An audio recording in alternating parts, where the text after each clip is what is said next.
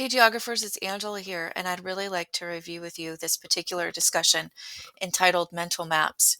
And many of you might be thinking, like, what are mental maps? Is it something that I should have? Is it something that I should be working on? No, not necessarily. It's just an opportunity to learn a little bit more about yourself. Now, mental map is something that every human being has, and it's inherent with every human being, and everyone is going to have their own mental map. So, the nice part about this assignment is that there's no right or wrong. Every human being has their own unique way of seeing things, of learning about things. So, a mental map is that personal atlas of the place that we live. We all understand how to get from point A to point B, or what everything seems like around us differently. And no two mental maps are the same. So we're all going to see things in a different way. Everyone has their own mental map. So again, with this assignment, there's not going to be any right or any wrong. There's no memorization required. Some of us might know certain things more than other people, but that is not the point of this exercise. So, spatial thinking is an important skill, and it's important that maybe if we don't know a lot about where we live, then this is that opportunity to learn and to practice a little bit more about the place that we live, or learning about the things that are around us. So, a mental map is a person's point of view, and it also involves how we interact with everything around us as well. And our interactions in the space that we live changes. Some days we do everything the same. We wake up, we go to the same coffee store, we go to the same gas station, and we go to the same place of work. Now, for many of us, those patterns do change every day.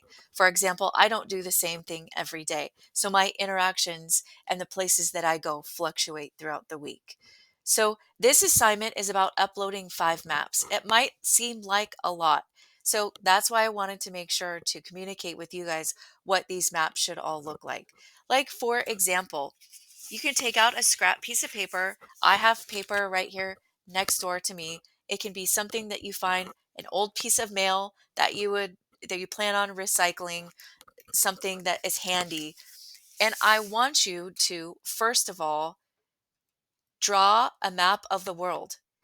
And the good part about these assignments, as I've said before, is please do not use your phone, an atlas. I'm not grading you on that. And I'm not grading you on what it seems to be like a particular effort.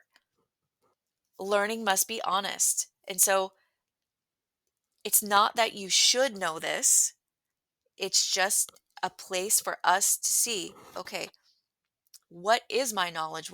Is my experience with the world? Now, this map should not be perfect, should not even be close to perfect. That is not the point of this discussion. So that's going to be your first map. Your second map is you're going to take that same map and you're going to try to fill it in.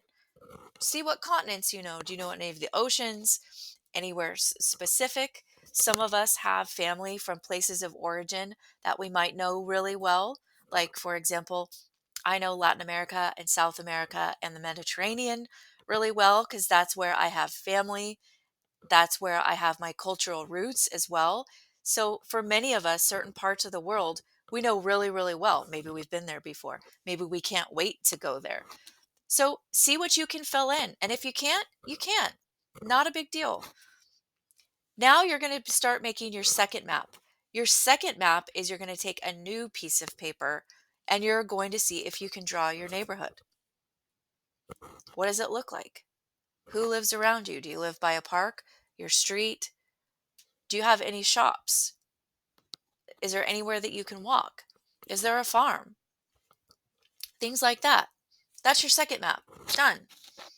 Maps 3, 4, and 5 might seem like a lot, but again, you're going to take out a piece of paper and you are going to map out your patterns for 3 days. So for myself, for example, my map is going to look different than your map. And what we see on a map, some people put down trees. Some people will say, oh, there's a bridge right here. We all think in our own mind about the spaces we live differently. And that is what this is all about. So, for example, your daily map is going to go over 3 days. So, where do you go on a daily basis? This week, did you have to go to the grocery store? Well, then you're going to draw that out. So, instead of listing everything you've done, you're going to draw it. And I, by no means, am an artist. I'm the worst. If you've ever taken a class with me, I am artistically not inclined at all. I don't expect these to be works of art. I just want them to be yours. And that's the most important part about mental maps. Then you're going to discuss what are some things that you learned about making these mental maps? Did you learn something about yourself? Think about your daily movements.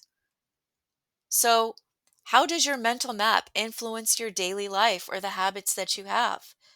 Think about someone who doesn't have a car. Think about someone who uses public transportation. All of our mental maps based on how we get around, where we live, and where we go are going to influence our behaviors. And so our mental maps are yours, they're mine, but they provide a big part, even though we might not think about it, of who we are. So thank you for taking the time to do this assignment. And please always let me know if you have any concerns or questions.